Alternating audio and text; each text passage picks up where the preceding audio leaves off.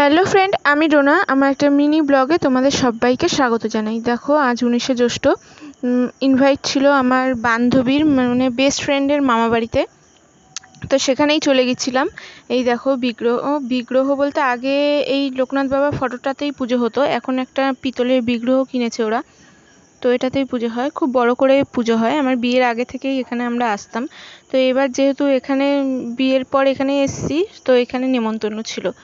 দেখো, ঠাকুর দেখে এবার চলে গেছি প্রসাদ নিতে। প্রসাদে ছিল পোলাও, আলুর দম, সাথে ছিল চাটনি, পাঁপড় আর পায়েস।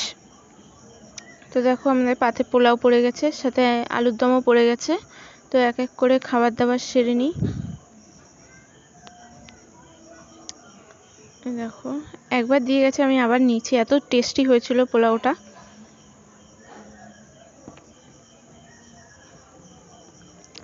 এই দেখো, পড়ে গেল পাতে চাটনি, সাথে আছে পাঁপড়,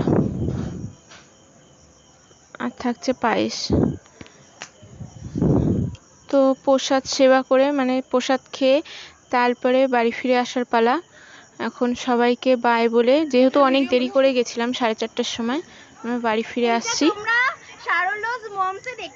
এটা আমার ফ্রেন্ড। তো চলো, বাই, টাটা।